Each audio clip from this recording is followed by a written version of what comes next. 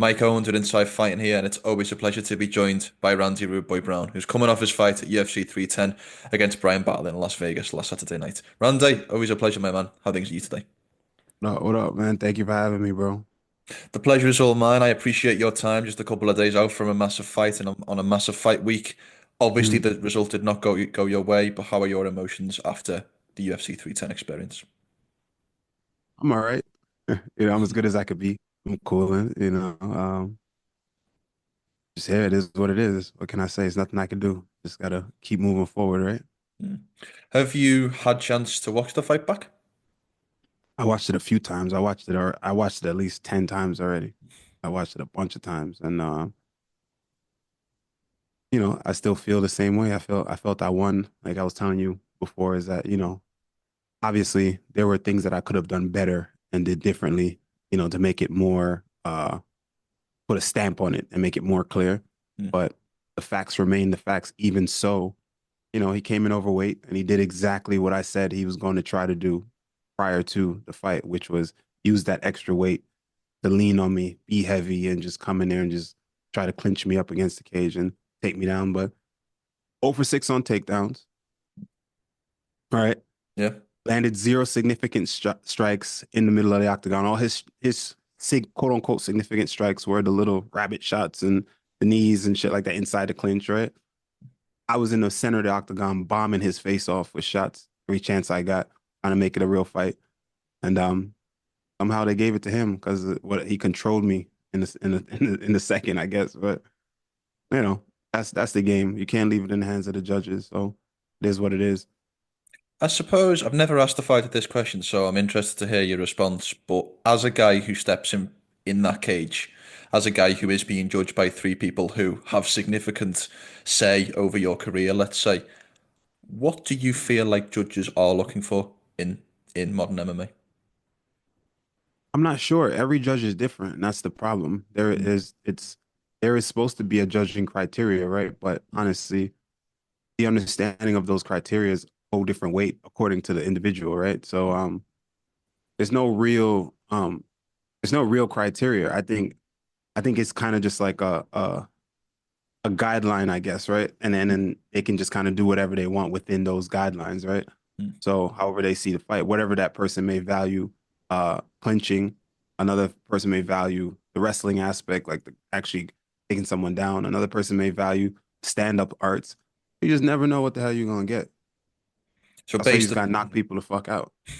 so based upon the three guys or girls that you could get assigned to your fight, could your game plan could potentially inhibit how your the potential for you getting that Yeah, decision?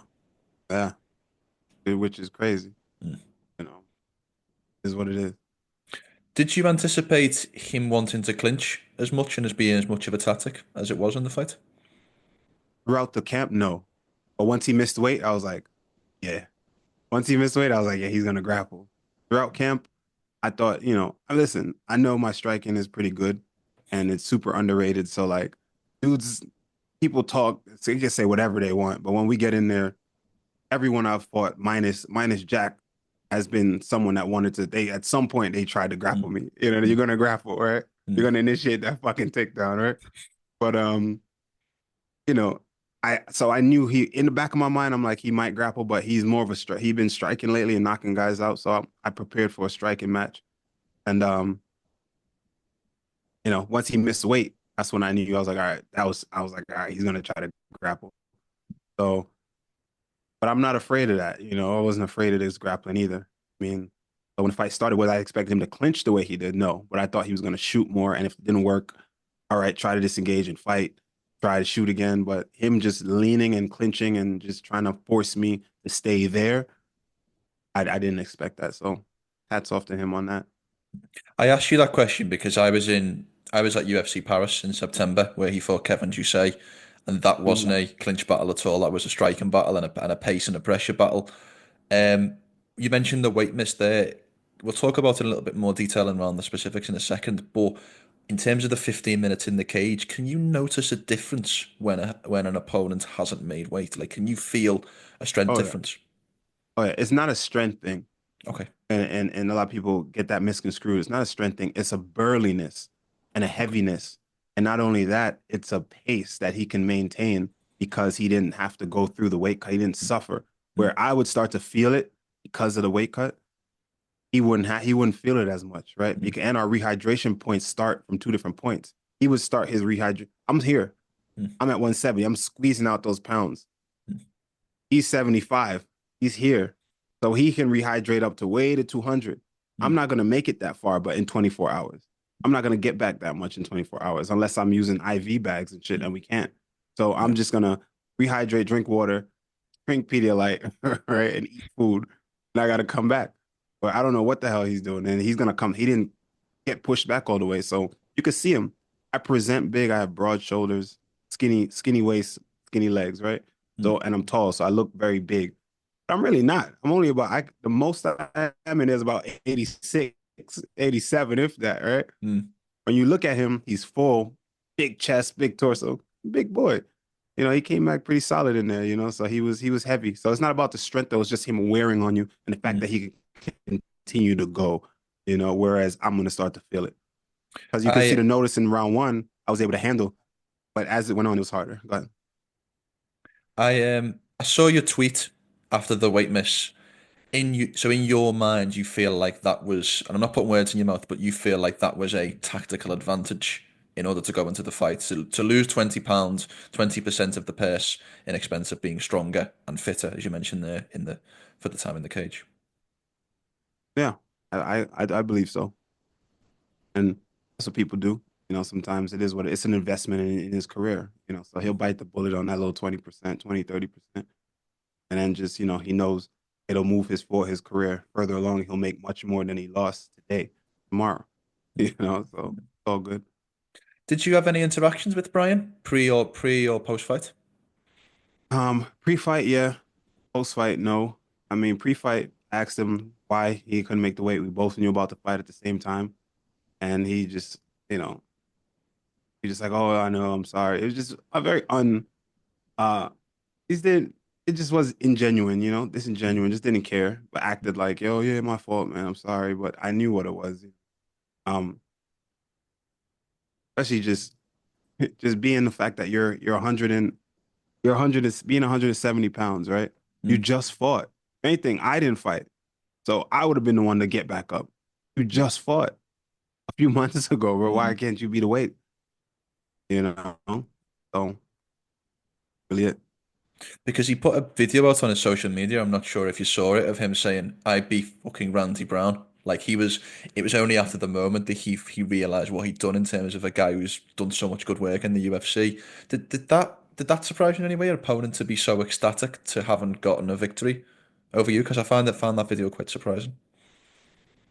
No, that just shows, he's still green in the game, and Mm, he's coming along and I've been putting in a lot of work and he looks up to me, you know what I mean? So he's been watching me a long time work and he got an opportunity to fight me and he won, So he's excited and I give that to him. That's fine. He's entitled to celebrate however he wants, but it's I'm him how it's like I don't feel that way because I feel like I got one over. I got away with one. I missed weight, did what I did, and then still arguably lost the fight, and the judges gave it to me. It's like, you know, but at the end of the day, it says when you go to the sure dog, it'll say win over Randy Brown, and that's what he's celebrating. mm. Personally, I don't think there's anything to celebrate. Me, I wouldn't celebrate it, but it is what it is.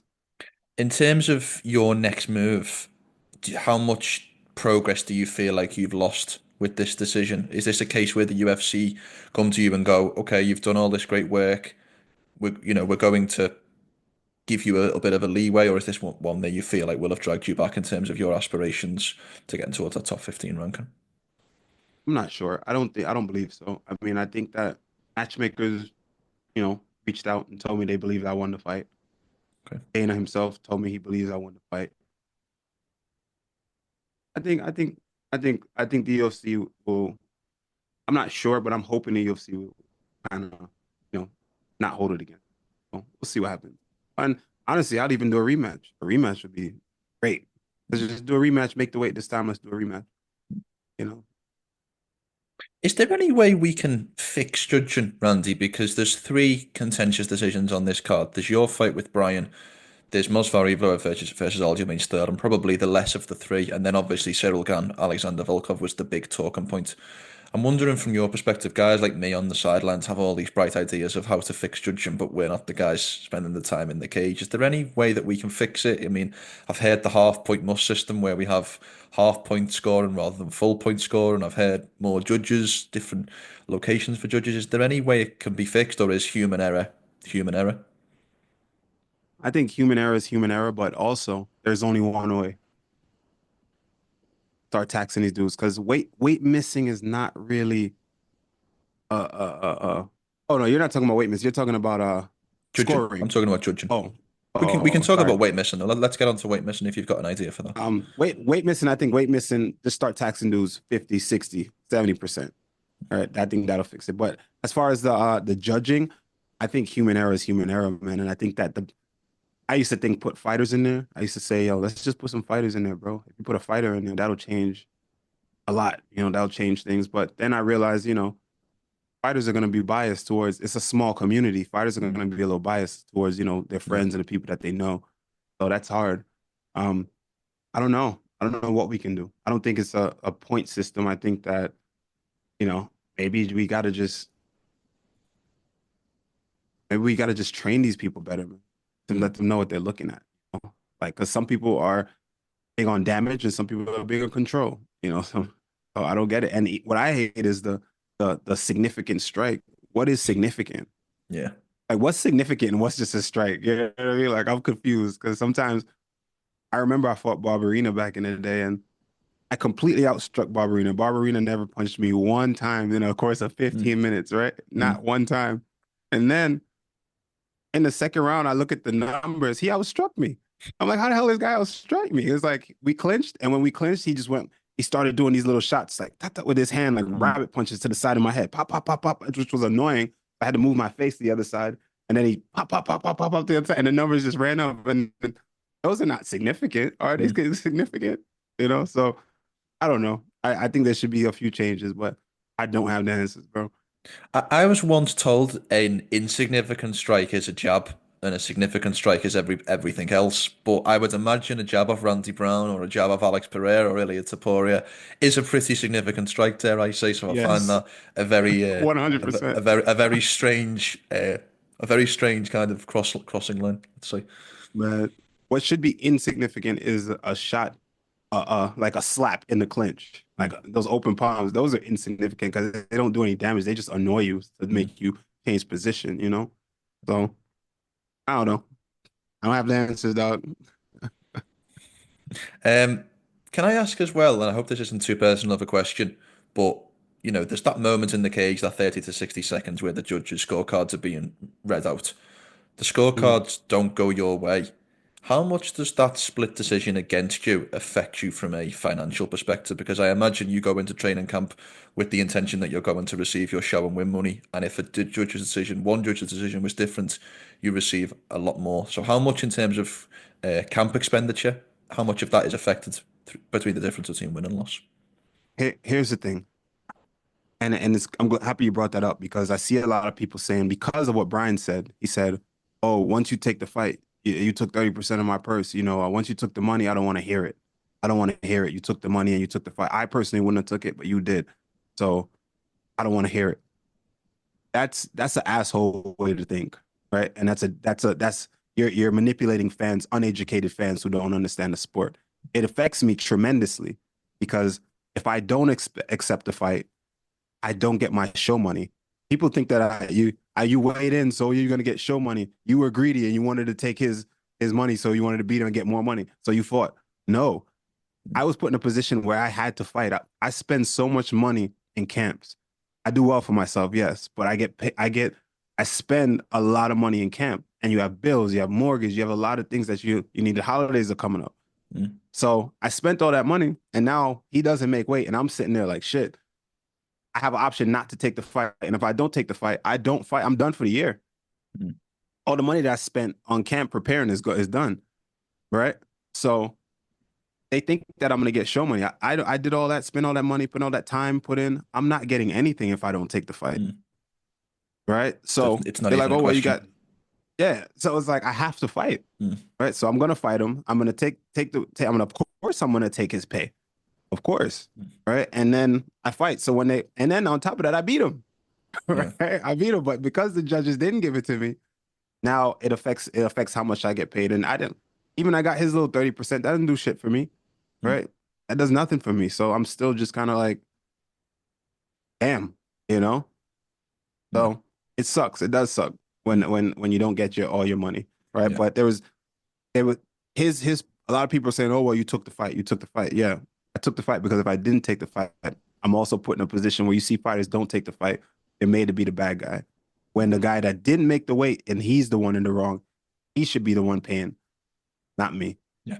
Couldn't agree more.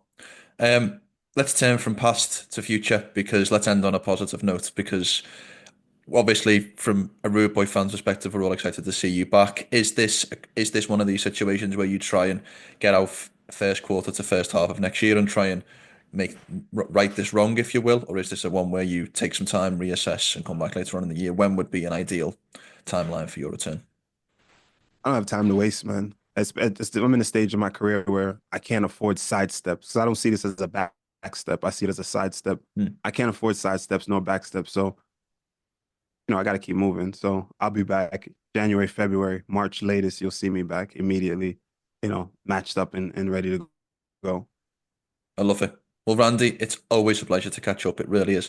Thank you for the time. I really do appreciate it. Just a couple of days from what must have been a disappointing result. Thank you for the time as always. Have a great Christmas and we'll talk soon. All right, you too, man. Thank you very much.